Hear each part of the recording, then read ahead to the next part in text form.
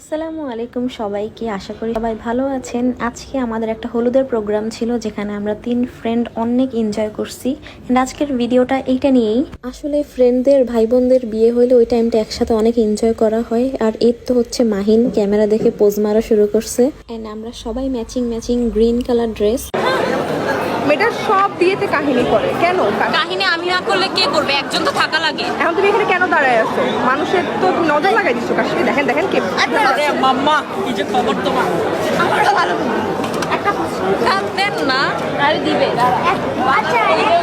আমরা আসলে বেশি একটা কথা বলতে পছন্দ করি না, তাই আসার সাথে সাথেই ফুচকা টুচকা খাওয়া শুরু করে দিছি। আর মাহিন আমার কাছ থেকে কয়েকটা ফুচকা মেরে দিয়ে চলে গেল। আর যারা হলুদে ফুচকার ব্যবস্থা করে আমি দোয়া করি যাতে তাদের বিবাহিত জীবন অনেক সুখের হোক। আর এই তো আমাদের দুলা ভাই, যিনি ফুচকা খেতে পারছেন না, আমাদেরকে দিয়ে দিচ্ছেন। আসলে এরা অনেক ভালো মনের মানুষ হয়। আপনার জন্য অনেক দোয়া রইল। মাথার উপর গাঁদা ফুল, পাশে আছে গাধা। আমার আর কি চাই তুমি আমার ছাড়া? সরি, মিলাইতে পারি না। না আসলে তোমার বিয়েতে গাঁদা ফুল দিয়ে সাজিয়ে যেতে অনেক pretty। বিয়ের সাথে তো আমি করছি না। কেন? লাইফে শান্তি চাই, প্যারা না। ট্রু মেন একটা চা।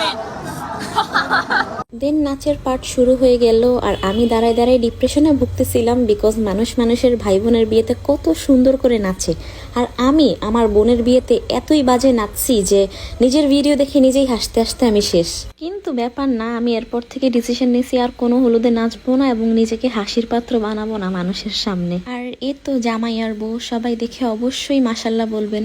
সবাই প্র্যাকটিস করে কত সুন্দর করে নাচতে পারে, আর এদিকে আমি যে কিনা কিছুই পারি না। আমি আর আমার বন্ধু শুধু সবার নাচ দেখতেছিলাম, বিকজ এসব জিনিস আমাদের দ্বারা একদমই হয় না। এই নাচটা সব থেকে সেরা হয়েছে। আর ওই যে পিছনে আমার বন্ধু নাবিলা দেখা যাচ্ছে অনেক সুন্দর করে নাচতেছে। এইটাতে মিউজিক সহ থাকলে অনেক বেশি সুন্দর লাগতো দেখতে, বাট কপিরাইটের ভয় আমার সব মিউজিক অফ করে ভয়েস ওভার দিতে হচ্ছে। মাঝে মাঝে কপিরাইটের জন্য ইচ্ছা করে যে সব গান নিজে শিখে মুখস্থ করে একটা সিঙ্গার হয়ে যায়, যাতে আর ফিউচারে কোনো গানই ইউজ করা না লাগে। আমার দ্বারা আর পসিবল হচ্ছে না মিউজিক ছাড়া এসব ডান্স দেখানো, তাই আমি এখন নিজের গলায় নিজেই মিউজিক দেবো। এটা আমার জন্য একটা চ্যালেঞ্জ। আরে চাঁদের বাত্তির কসম দিয়া ভালোবাসিলি, সূর্যের আলোয় ঝলমলাইয়া আমায় পোড়াইলি। আরে চাঁদের বাত্তির কসম দিয়া ভালোবাসিলি, সূর্যের আলোয় ঝলমলাইয়া আমায় পোড়াইলি। এখন তো চাঁদেও চিনে না, আমার এই সূর্যেও চিনে না।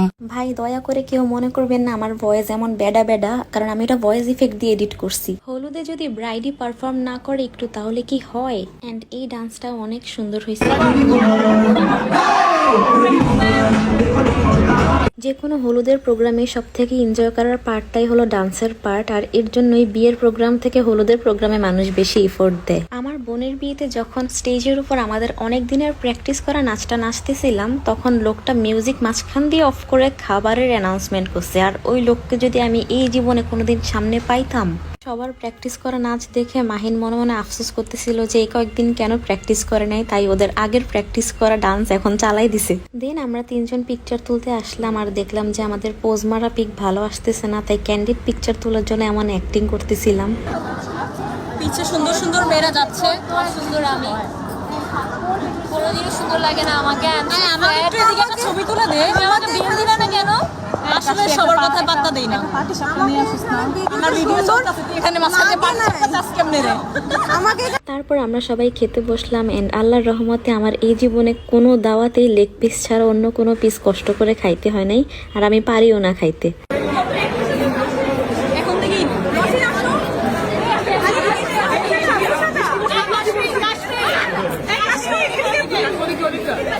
একদম লাস্টেই অন্ধকারে সবার মাঝে ঢুকে ইচ্ছা মতো উল্টাপাল্টা নাচছি, কেউ দেখেও নাই আমার উল্টাপাল্টা নাচ। এন্ড আমি আর প্রমা গেছিলাম এই উল্টাপাল্টা নাচের জন্য। তো আজকে এই পর্যন্তই। আল্লাহ হাফেজ সবাইকে।